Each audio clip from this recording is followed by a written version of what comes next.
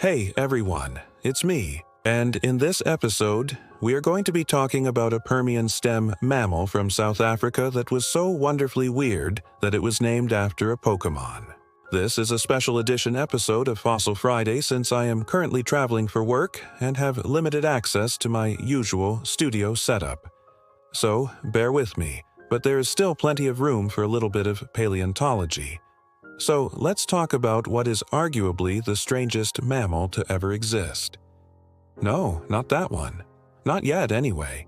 Before we get into the weird stuff, though, we need to talk about the basics like what phylum these animals belong to and when they lived. Bulbasaurus is a member of a group of animals called the Synapsida. These guys are more commonly known as the mammal-like reptiles, or even more colloquially as the ugly dogs because honestly they kinda look like big dogs with really huge teeth. Bulbasaurus specifically is a Dicynodont. Dicynodonts are part of a larger group called the Therapsida, which were a very diverse and incredibly abundant group of animals during the latter half of the Permian period. They can be found all over the world from North America to Europe to Asia and beyond. Dicynodonts themselves were medium to large-sized synapsids ranging in length anywhere from 2 to 4 meters long.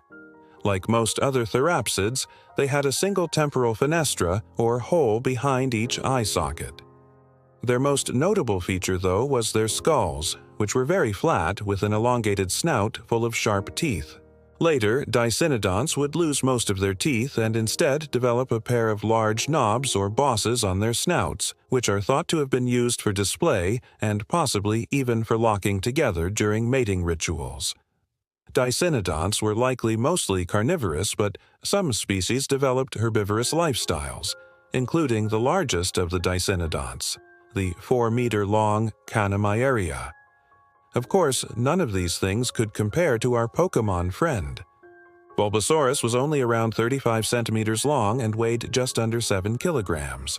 As far as Dicynodonts go, it was quite small, but still fairly typical in terms of anatomy.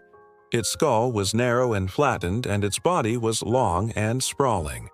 It also sported those iconic large nasal bosses on its nose, making it the closest relative of the bizarre-looking Lystrosaurus. The reason why we know so much about Bulbasaurus despite its small size is because of the excellent preservation at Ghost Ranch, New Mexico. There, hundreds of Bulbasaurus skeletons have been discovered, literally tons of them.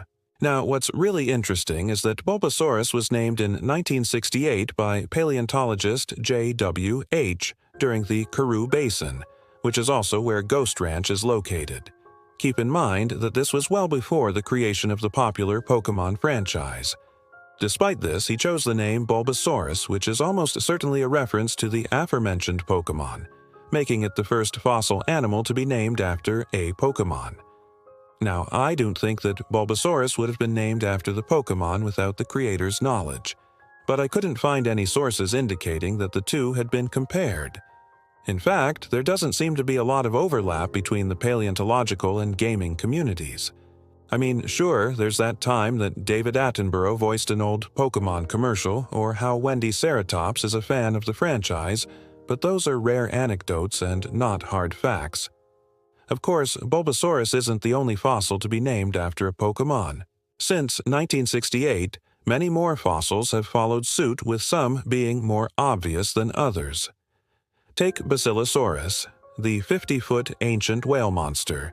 It's pretty clearly named after the equally massive Pokémon. Same goes for Tyrannosaurus regina, named after the queen of the dinosaurs, which was clearly a reference to the evil team leader from Pokémon Gold and Silver. Similarly, there's the Triassic meat-eater Cryolophosaurus ellioti, nicknamed the Elvisaurus, which has got to be a reference to the musician and cultural icon Elvis Presley.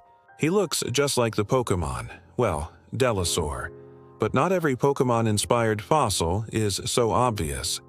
One example is Wendinosaurus, a relative of Ankylosaurus in the family Boropelta Markmicheli. It was named after the young Wendy Sloboda, who was the technician responsible for cleaning and removing rock from the fossil. Now that's sweet, but it does make me wonder if she was a Pokémon fan. Wendy Sloboda might have been just as surprised to hear about the Pokémon named after her as we were to discover that Bulbasaurus beat her to the punch by almost 50 years. These examples show just how widespread this trend of naming fossils after Pokémon has become, although it's definitely died down in recent years. Most of these names were given out during the 1980s when Pokémon wasn't as mainstream as it is now, but there have still been a few Pokémon-inspired names into the 2000s. For example, Ambulocetus, a relative of early whales, was named after the Pokémon Ambuprivat in 2012. And just last year in 2021, a relative of Ankylosaurus in the genus Boreopelta, Mark Mitchell, was named after the popular YouTuber Mark Mitchell, who also happens to be a huge Pokémon fan. It's not clear why naming fossils after Pokémon became such a thing, but I suspect that the late, great David Attenborough might have had something to do with it. When the original Pokémon anime debuted in the United States in 1998, it was narrated by the legendary voice actor. Maybe his soothing voice and passion for nature made Pokémon feel more scientific to children who grew up with both him and the franchise. Whatever the cause, the effect has been a wealth of Pokémon-inspired names for all sorts of fossils. The University of Alberta's online collections database even has a search function to filter fossils by the type of organism. You can search for fossils named after Pokémon without even knowing anything about them. One example that comes up is Suicunema, a 50-year-old mini marsupial lion named after the legendary water Pokémon Suicune. Another example is Tropidophysis, named after the Pokémon Cacturn. And then there's this guy, a relative of Ankylosaurus named Boreopelta, Mark Michelli, that I mentioned earlier. Some of these names are more appropriate than others. Cacturn is a grass and dark type Pokémon, and Tropidophysis is a herbivorous dinosaur. So there's a bit of justification for calling them similar. However, Suicunema and Ambulocetus are obviously forced comparisons. Suicune is a purely aquatic, legendary Pokémon, and Ambulocetus was a semi-aquatic creature that spent a lot of time on land. Sure, they both walk on 4 legs and kind of look like dogs, but that's about where the similarities end. Then there's the problem of the Pokémon already having names. Many of the world's most famous Pokémon are named after real-life creatures, often dinosaurs. Charizard is obviously a reference to Charmeleon and dinosaur. Arcanine is a combination of arc and canine. Alakazam is a mashup of Alucard and psychic. So if a fossil has a name that sounds like a Pokémon, it's probably because it actually is a Pokémon. Try saying Macrauchenia out loud a few times and see if you don't eventually blurt out Machamp. Still, while some of these names might be lazy or just plain weird, I don't think there's anything wrong with referencing a beloved piece of media. I'm a huge nerd myself, and I've got nothing against someone naming a fossil after their favorite Pokémon. It might even inspire children to learn about history and science. Just try not to force the connections too much, please. Don't name a theropod after Jigglypuff just because they both have 4 legs. That one seems to be a common theme among these names.